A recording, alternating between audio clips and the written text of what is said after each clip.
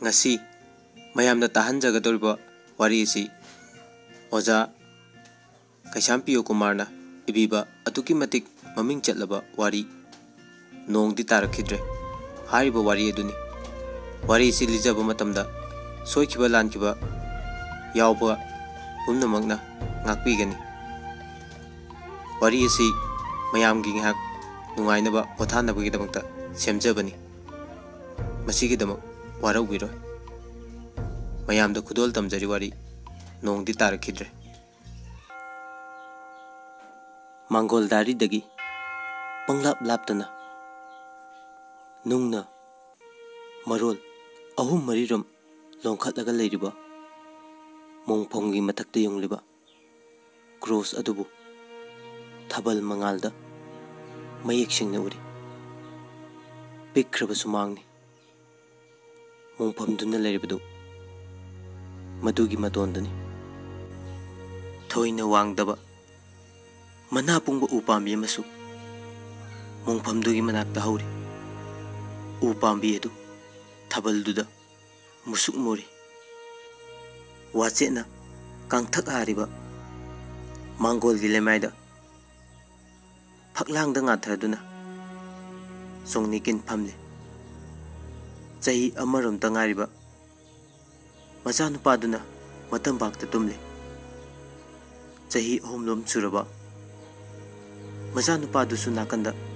phamduna makoktu mamada ngathabagum uibagum tawri leichin machet amata paktraba atiyada thana taru taru thukle pikhraba mangol machet adu thabalna pungan ngali imung adudi pumam mami chongnikin thade yengde mangda uriba musuk muraba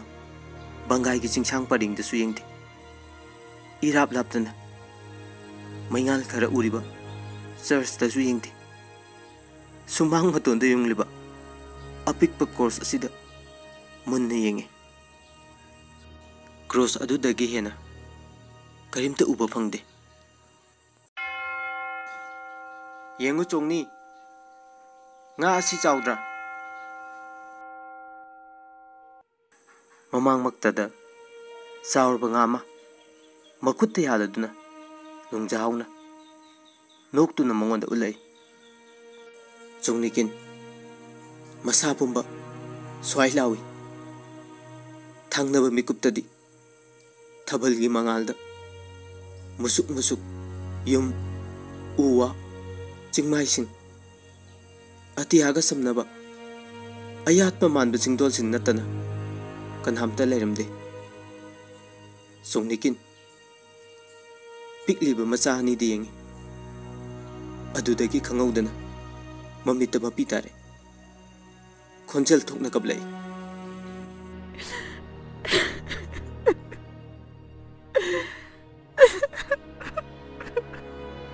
Sarstagi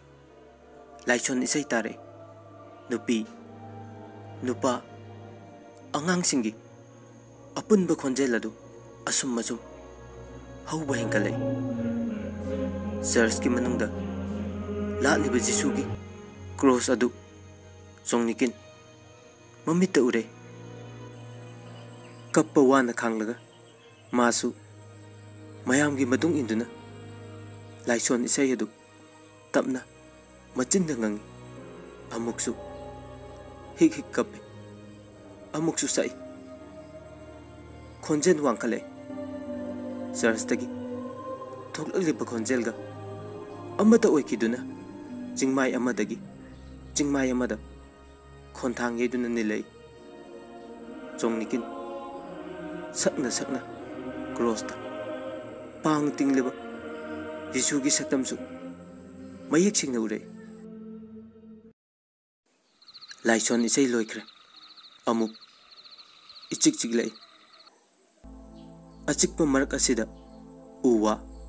yumkai chingsang singna amuba saklo lauduna thabalgi mangalda tumin tumin amuk lepage chongnikin amamamtang oina yengluri adudagi sumang matongi cross ta amuk yenglai thabalgi mangal pumba cross asida haitharibagum tawre chongni nga asi chawdra amuksu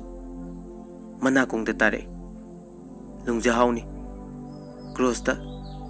jisugum pang tingli munne yengi piklaba upai ani gi cross ta masidi supna tagi upai ni upai de nate nung marol gi mathakta lungjahau hiple amuksu chongnikin munne yengi lungjahau nate ongphom gi mathakta hoba laisingni thabal gi mangal duda laisingna kri inan hauribadu chongnikin urai chongnikin khonjel toknai ayhak nangi nga tu pamde ai nga ka pamjade machinda khangudan sole adudagi tampakta amadi mawona nga thaduna nakanda phamliba macha ani dubu makut ani magna chena konsilai makok tasu wachat ki phaglang da nga tharduna mamit usele thingba ngamdraba pi singna arat palaitana mamit tagi tarakle chongnikin gi wakal chongni hando wa thadarke ngamlaba bangai ki chingmaida lungjahuna lepladuna sing chaliba chongnikin da lawre chongnikin mapa dudagi handoktuna leplaga yengkhale uri na pullaba punchillaba chawraba mapundu napi singbi amadi upal macha sing naikhaiduna chingkha tamna sitharakle mitkup kharge matungda hauraba makol galonena chingkha ge nupak mathakta tare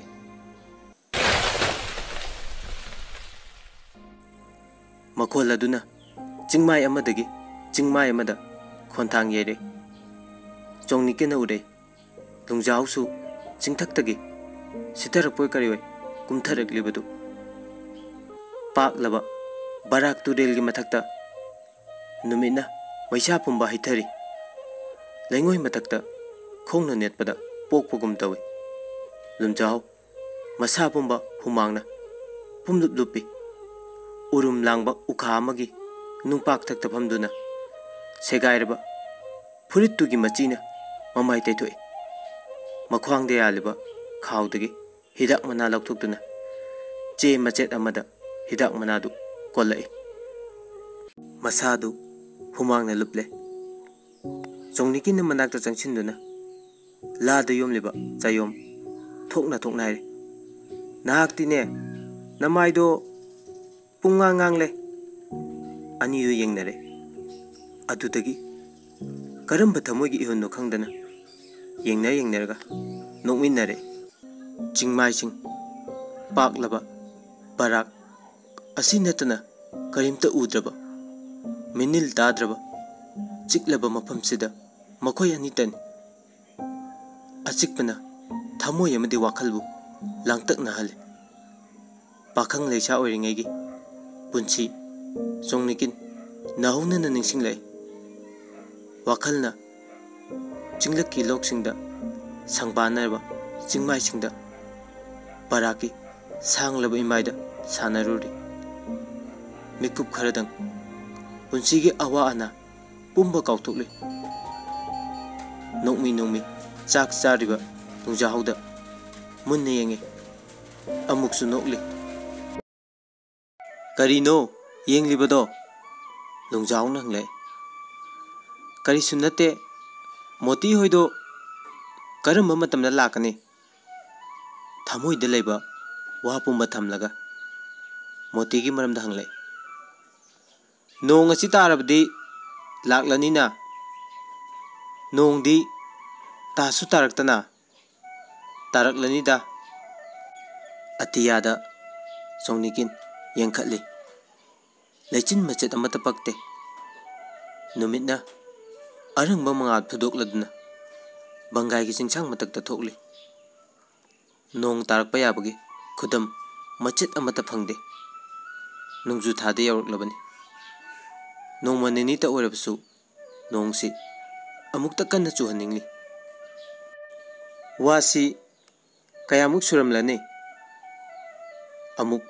सोंगनिकिना चाबा तोक्तुना ngасai कोन की बैदाक मनादु थकलेब लुंजाव दंगले अदुदगी मखुत थेक्तुना मचिंदा मुरुम मुरुम सोंगनिकिन